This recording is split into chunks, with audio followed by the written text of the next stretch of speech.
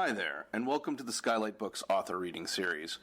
If you'd like to learn more about us and our many upcoming author events, please visit skylightbooks.com, where you can browse our inventory, buy books, and join our Friends with Benefits Club.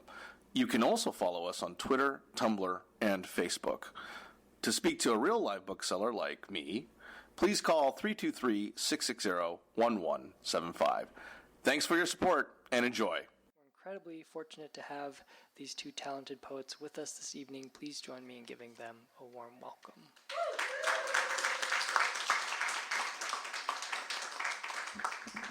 So surprise, I'm going to be the MC. Hi everybody. Thank you Skylight Books for having this really beautiful double book launch. Can we give them a hand? Yay. Thank you, Skylight. So for folks in the store, we're going to read some poems about being queer. So join us. Come be gay with us. But also very beautiful, beautiful craft in poetry. If you want to know what's happening in poetry right now, come hang out. I'm Vicky Vertis. I'm a very privileged poet to know both of these amazing writers. I was just telling Heidi that we saw each other at a conference recently, and I was like a hot mess because conferences are really overwhelming. But I was telling Heidi, every time I see you, I'm like in a panic attack, but then Heidi always has medicine, like literally and figuratively. So I'm so glad to be here. So our really beautiful poets are going to take turns reading. That they're going to do a round robin, which is a really fun, like dynamic way to read. And then before I introduce them both, I was going to give like a warm-up poem, just in case anybody else walks in late, so that they don't have to put up with the late poems, the folks walking in late. So I had this chapbook called Swallows, which I have single-handedly made a reprint. So this is in risograph. So so this is something a little gay to start us off with. Who had to get on a freeway to get here today? Yeah, everybody else didn't? You took the streets. Did you ride a bike? That's very fancy. I am very impressed with you. I did not do that. I got in a car. But thank you for coming here because things are congested and it's hard. And so we appreciate everyone being here. This is called Verde. Anybody know what the food for less is? What's the food for less? The food for less, the supermarket. It's the best one, I think. You were mine once. I held you in my hands, both of us drugged up with email love poems like crinoline. French food, Lorca's Campos Verdes. Verde que te quiero verde. If you were fucked up then, you were good enough to drive me home. Your old lady perfume-scented skin was your first vice. But you forgot your dusty business jacket, which haunted my hallway for weeks. I could smell you in there, a dry ice potion slinking to my door. Your well-worn B-cups were above your ribs, where your speeding heart lived and I wanted to. If only our moms could see us now. 2 hub cities dikes holding back the waters for 18 million. Put your finger there to stop it from coming and flooding our neighborhood, the food for less, the softball field, my daddy's car. Yay. Okay, good. Nobody walked in late. Keen we're going to get a word from our PSA, a PSA from our sponsor. Come on up. Yay. Keen, sorry, I didn't say your name. I suck. This is really awkward. That's awkward. Okay. We did it. Once again, thank you all for being here. In conjunction with Skylight Books, tonight's reading is presented by Kundiman. Kundiman is a national nonprofit organization dedicated to growing and nurturing Asian American literature. Our core program is a retreat that happens every summer at Fordham University in New York City. And about 50 Asian American writers kind of gather every year to talk about writing, identity, tarot, food, you name it, anything. You know, we can talk about anything there. And Kenji is the co-chair for the SoCal chapter of Kundiman. I am a junior board member. All the snacks here today are provided by Kundiman. So if you have any questions or just want to grab snacks or whatever, feel free to talk to me. My name is Keen, by the way, or Kenji after the reading. Thank you for being here. Okay, so now for quick introductions. Heidi Andrea Restrepo Rhodes was just elected as a Cantamundo Fellow. Yay. That's fancy. That's fancy. Yeah, let's give her a hand. Yeah, because that shit is hard. I'm still not a Cantamundo Fellow. Don't tell anyone. Heidi is a queer, mixed-race, Latinx, second-generation Colombian immigrant, poet, artist, scholar, and activist. A 2018 Voices of Our Nation's Arts alum, her poetry has been published in As Us, Pank, Raspa, Word Riot, Feminist Studies, Huizache, and Right Bloody, among many places. Born in Arizona and raised in California, she currently lives in Brooklyn. Yay. Kenji C. is author of Map of an Onion, national winner of the 2015 Hillary Gravendike Prize. His poetry is in the American Poetry Review, Action Yes, Apogee, Barrow Street, The Feminist Wire, The Progressive, The Rumpus, The Volta, Split This Rock's Poem of the Week series, and many anthologies and 2 chapbooks. A Kundiman Fellow and alumnus of VONA, the Jurassic Resident Artist Program, and the Community of Writers. He lives in Los Angeles. He's also a member of the Miresa Speakers Bureau Collective. Come on up, poets.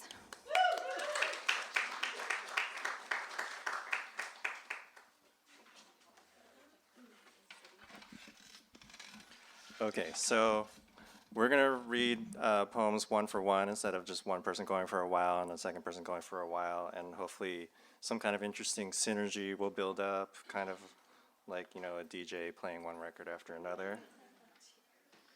Or if it's a bad DJ, it'll be a train wreck. We didn't decide who was going to go first. Want to, like, We didn't, rock, but paper, scissors? I have one that I feel like works as a kind Okay, of go invitation for it. to the audience. Part of what for me feels important to sort of preface the book with and my reading is that this collection for me is both an exploration of ancestral inheritance as well as what we inherit collectively just by being in the world and what we're accountable to by that being in the world. So this is an excerpt from What the Bird Has Seen, and I read it as an invitation into the reading.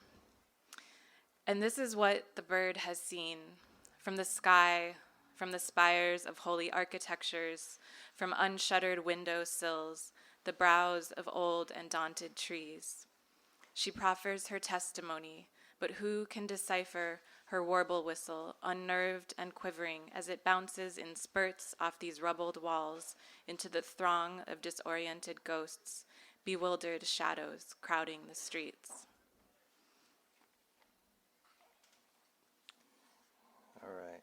So let me preface by saying that this book, the construction of this book is, a lot of the poems in this book is through a special method that I call Frankenstein poetry, or frankenpo for short, since we always say po instead of poetry.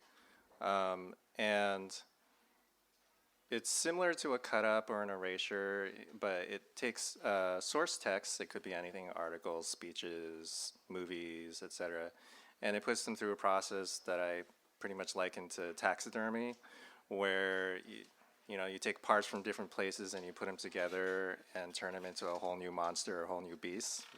That's the Frankenstein reference. And so much of the book is about masculinity. So I just want to acknowledge that I would not have been able to really write a lot of this book or conceptualize a lot of this book without the benefit of the many feminist and queer thinkers and communities that I've been privileged to be part of and friends with. So I just wanted to acknowledge that first of all. So with that, I'll read the one that's actually about Frankenstein, which is itself a frankenpo, or a Frankenstein poem. And it's basically a mixture of 2 source texts. Let me see if I can even find it. Oh, here we go. So this poem is a mix between 2 source texts. One, which is the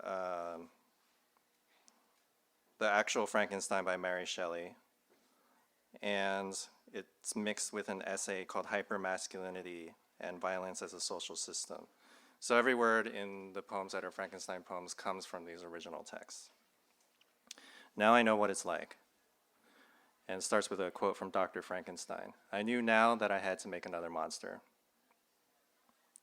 His interminable body harbored hidden men, bomb gallantries, warfare cognates, the crucial interior numbed to turn the cursive affect, thought modification with unending character limits, a vessel of spinning, obliquely propelled man fears and want passengers, sad monsters of all broke states, his compulsive nation of narcissistic guns, grief men shooting home, wars of syndicated motion threading across a slowly enormous realm. That night, I ran everyone wrong. I told the monster that I would make a wife for him. Even with centuries of variant hypergenders, 100 gender chances, I dreamed too ugly. My man components loyal to a freaked system of father loops, body through all, the lust economy carcassing mercilessly, this need for mechanisms, for national monster workshops that shake graves. When I made the first creature, I didn't know how it would turn out. A knowledge machine of silent man-children, the dead gazing back, and I, their creature.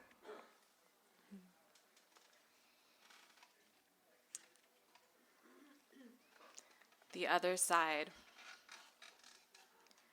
This wall of bones, chapel of memory ossified, stacked femur columns, the oblivion of gold in the crevices of teeth, skeletal arches, metacarpal daisies and mud, ghosts whispering appellations forgotten, last spoken in the wind of long ago midnights or yesterday, the delicacy of skin, muscle, tendons, frailty of bodies rent under the edges of occupation, tired resistance, future rage coded into the chromosomes of our birthing. Tonight, I weep for the children who were my cousins, grandmothers, 500 years old, stacked into the pillars of churches to fortify mud and straw, sheltering priests and kings from the torrent of jungle rain and the violent morning wax palm canopies. Tonight, I stand how many thousands of miles away, across borders, distant geographies, the other side of our wayward memory, the other side of hells you lived, the other side of bone walls, ghosts breathing onomastic tales, wailing grief, the bitterness of broken ribs. I kiss your lips and remember their names, there too. Your teeth room the chronicling of violence of your grandmothers, of genocides, cracked sidewalks, skulls, split lips, of today's antagonisms, and all the contempt of righteous boots, fists. There, in a kiss, we scale the wall of bones, we scale our own teeth, facing our dismemberments through mnemonic histories. There, in the crevices of concrete, from ash, from the wreckage of centuries, small yellow flowers, bougainvilleas blanketing stone, arias of freedom. We scale the ache to bloom home.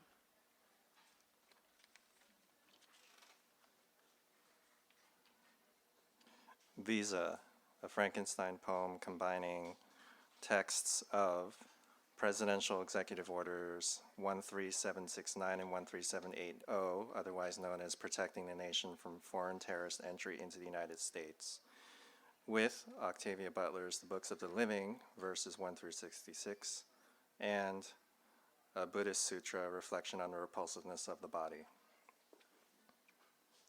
Visa. 1. Dear love, I have arrived in the national hair. Already, my prey nerves are in the burn of growth, the ongoing build of God mucus. Everywhere, government-sponsored fanaticism, multiple acts of teeth. Our love, in a time of inappropriations, of malicious inadmissibility. The understate swarms our documents, our lungs. 2. Dear proclamation, how many statutory galaxies in a single body? my internal shape hemmed in by procedural plura. I am a subsection of light drowning in a fiscal country where case by case life remains in the shape of a prayer. 3. Dear disaster, today I was a swarm border, a spleen of biometric information, pliable synovial data. I was daylight in an embassy of flesh, in bones, fat, the gift immigrants of us. Water asks for reciprocity. Here we rain everything. 4. Thus have I heard. We are visas in a national drowning. Each of us an executive decision pursuant to clay.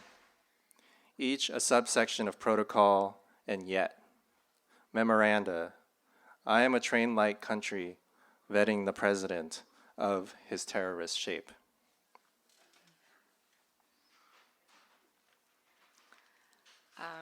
This next piece, where am I? Okay.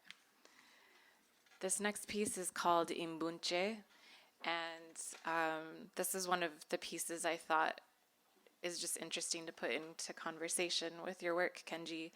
The Imbunche is a tale from Chile about a child that a wizard kidnaps and basically disfigures into something, a sort of monster that's unrecognizable, to keep it enslaved for its service. And the artist Catalina Parra, I believe it was in the 1970s, did a whole art series reimagining the Imbunche child figure as a victim of the dictatorship. So this is Imbunche, after Catalina Parra. You've heard the tales of the child, the child, the child, taken in the night.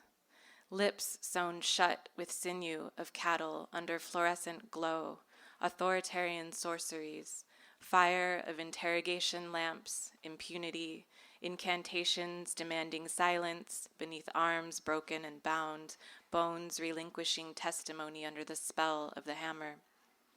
You've heard they damned orifices of the crying, suturing senses into silence, slicing the tongue, confining its stories to cavities between the teeth, to blinding darkness, forced erasures, sculpting the obscene bird of night. Like paper snowflakes dyed in mute blood, the secrecy of hemoglobin dried on the floors of torture centers, fashioned from schools. These cursed caves, inhabited by crowns, woven filaments turned silver in a day by the alchemies of unbridled governance. You've heard the tale of the child who was taken in the night, fed flesh of babies, milk transfigured from human ground into underworld of the beast, beaten by the sacralization of brutality, regimes of forgetting under years, transformation under abuse, and the exile of memory under the sinister magic of despotism. You've heard the stanzas of Brujo Dictatores feeding off the abominable. You've heard the conjurings, citizens who wept for the nameless, the mother who named the missing, the missing whose protests struck the public ear, then disappeared like lightning, the nameless who gagged on their future beneath the soil of unmarked graves, the supplications for regard from a world bustling with magpies, and the architects who knew the refutations, denunciations of their crimes would only be quieted and quit by removing the heart, cutting off the head of the child beast Imbunche and calling it demon.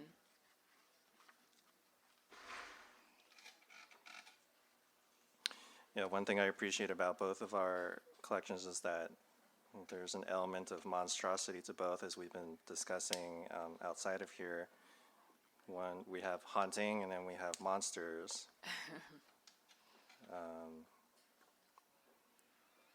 Let's see. I just had something. All right. This next one is also a Frankenstein poem, and it combines dialogue from Akira Kurosawa's Rashomon screenplay with U.S. Presidential Executive Order 9066 from 1942, which is the executive order that allowed Japanese Americans to be interned. And this one's called Notorious Rain. And just a little background, if you remember the movie Rashomon, who here has seen Rashomon? Okay, so who's the famous, very handsome Japanese actor in the movie? No, that's the director. Mifune Toshiro, yeah. So I did a little research about Toshiro-san, and it turned out he was born in Manchuria when Japan had occupied China. And he was part of the Japanese army, a part of the occupying army. So I thought that was a very interesting piece of information. So this is Notorious Rain. Mifune Toshiro and Manchukuo, which is the Japanese word for Manchuria. Why weren't we told the rain would trample our darkening fields? To the disaster, there's only wind to testify. How do the dead say, this ruined temple is my body? Their docile leathers are drunk with the eyes of insects. In the vested woods, one of us is hoarse, a war heart crossing the mist. An espionage. Is August not a famine? December not a rope? Washi no kokoro ga wakaranai? I don't understand my own soul. And upstream, our national defense, a crying kimono with 8 eyes, a 6-faced priest. Why does the Secretary of Bodies authorize such lavish feathers? Wakannai, sappari wakannai. I don't understand. I just don't understand. We crouch with terrible faith, an enemy beautiful.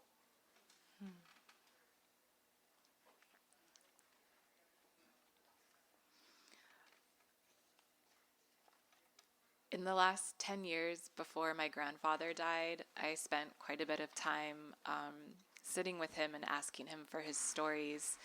He lived through La Violencia in Colombia, which is one of the most violent periods. He saw Gaitan speak. Gaitan was a populist leader whose assassination was kind of started La Violencia in a way. And I would ask him for all these stories of just like, what has it been to live your whole life in this country that has been sort of perpetually in conflict? And he never wanted to talk about that. His stories he wanted to tell were about how in love he was with my grandmother. So this is a poem for him called The Flower Husband, partly arising out of some of those conversations. Abuela's ghost breathes, azalea plant, veins reaching pocket of sunlight that catches the wall in early afternoons while babies sleep to songs of venderos out in the street, selling wishes. And aguacate, aguacate. Abuelo still tends to it 13 years after she, gone, quenches its mornings, scent of coffee, arepas wafting near windows brings delight, memories of children running barefoot through the halls, the banter and wisecracks of siblings, the softly swaying to boleros, close enough to hear a belly's quiet rumble. Shows me faded photographs from his closet, a cache of angels he keeps under lock and key, dutiful steward of reminiscences, his brother who disappeared during La Violencia, my cousin who drowned despite the boding and auger that grazed our sleep, and there his true love, unaltered grace, held between his fingers, enamored still. First moment, beauty ravished his equilibrium, his ballast in the boundless night. Grown blind from the weathering of years, his eyes sparkle for her, moon on broken glass, and azalea still blooms, a single, once a year comes spring, clockwork, and when He bends to inhale fragrant poems, summon his yearning, tips the quiet into his ears, catch a milky whisper, brushing lip to petal, renewing his vows, devoted flower husband.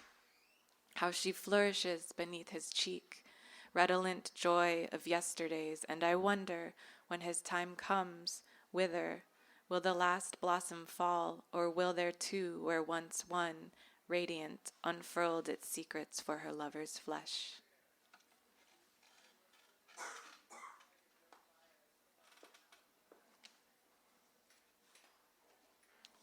Portrait of grandfather as a cowboy.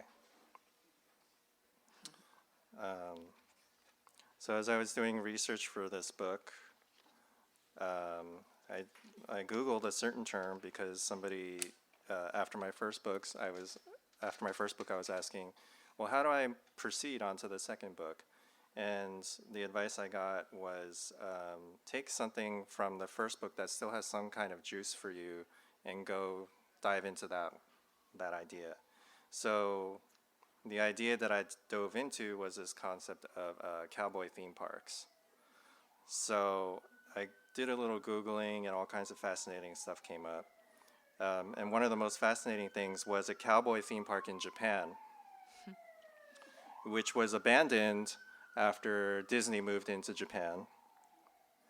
And so there was this abandoned cowboy theme park in Japan, and it's just as creepy as you would think. And, you know, animatronic,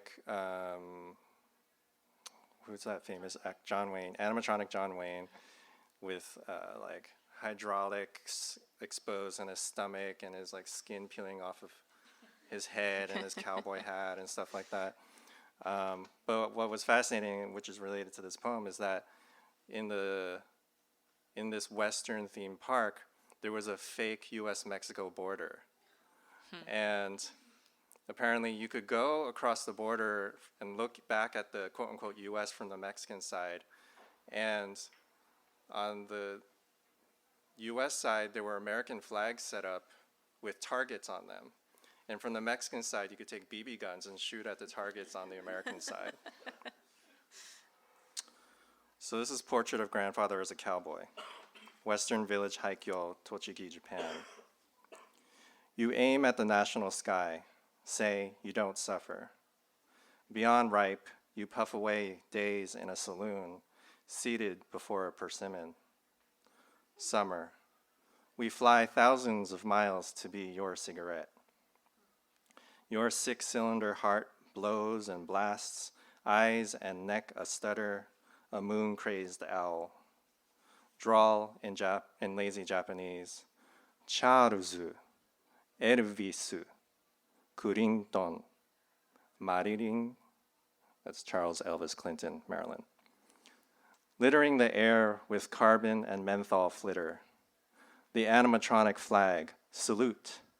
America's ghost in your exposed hydraulics, and fields of rock-headed presidents, a republic of bees under the scalp.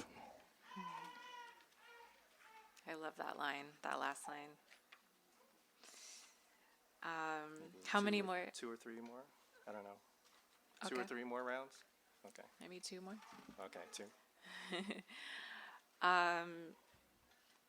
Some of my ancestors were miners in the mountains of Colombia, and then through my human rights research, I've also worked with communities that are dealing with contemporary mining issues, with transnational companies coming in and colluding with paramilitaries to forcibly displace people, to massacre people, to take that land for profit, for extractivism.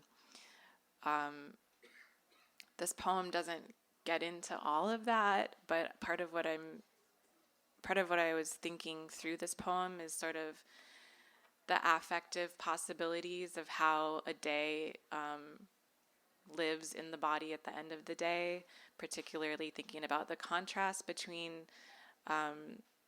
what it is to have access to one's own ancestral mining practices as sustainable practices, and then being forced into this wage economy in the transnational mining projects. So this is really just, I don't know, an experiment in affect, I suppose.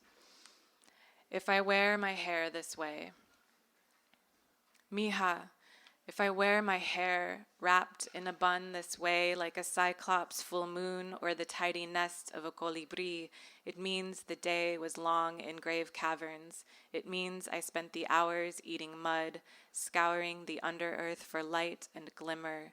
It means my blistered feet will ache by the fire, and I will have no words for you tonight. Pero mija, if you see my hair let loose, suelto, unleashed, like a crown of wild spiral crows or a fishing net full of flying sable salmon, it means the hours passed while I panned in the shallow edges of a cool spring, gazing into the batea. It means your smile came to me, a glistening sun in the silver sifting plate. It means tonight I will knit my arms around you. I will open my ears to your monsoon of questions. I will sing you the holy songs of trees.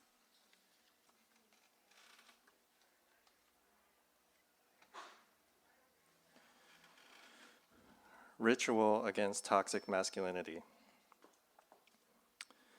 Entitled as I am to sugar and overflowing milk, I am also a collector of distress.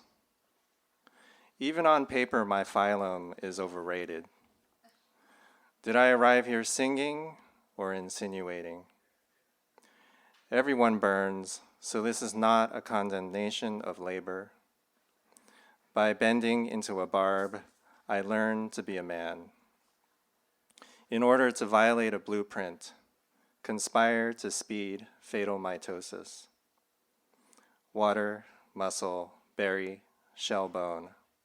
While the filial vessel sleeps, I shake 50 men until they secrete a sweet keening. We rub antennae and soak, ready for release. On the right bodies, holy water will burn.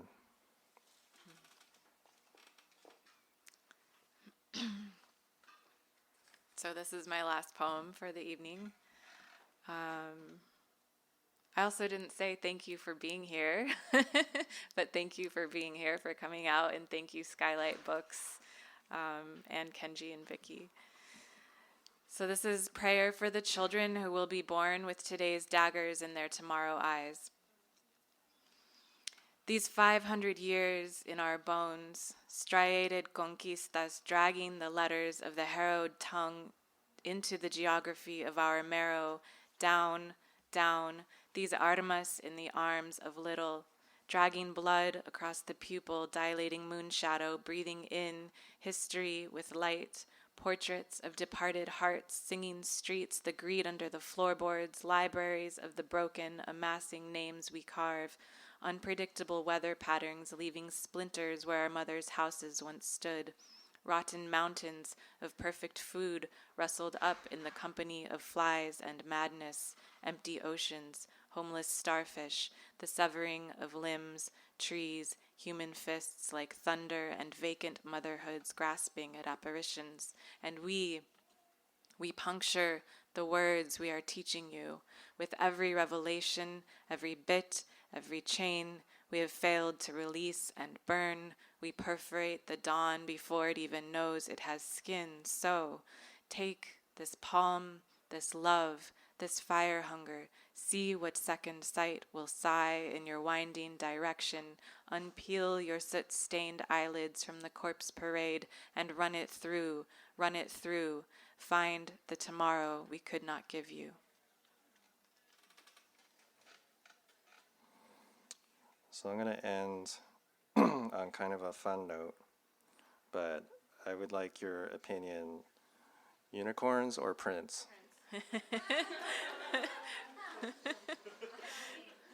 No contest. I should have been like, Ashaki, you're not allowed to vote. All right, Prince. This is a Frankenstein poem composed entirely from the screenplay of Purple Rain.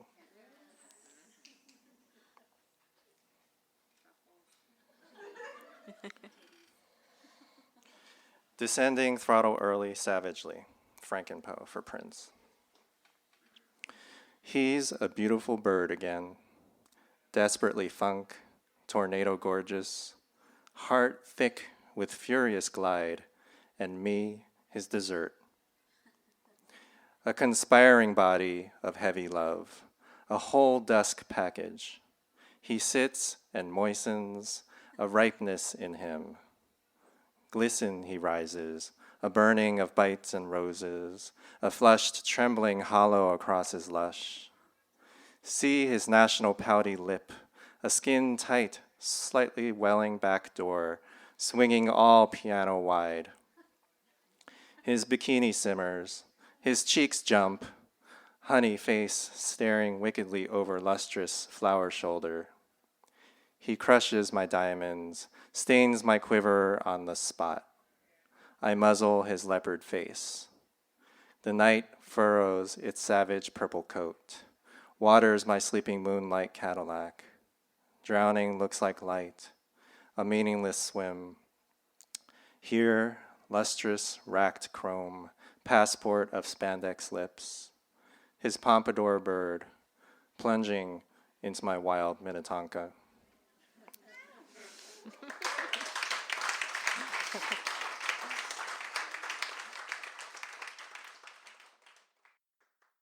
You've been listening to the Skylight Books author reading series. Don't forget, you can listen to this and all of our other great podcasts at skylightbooks.com. Thanks again for stopping by, and we hope to see you soon.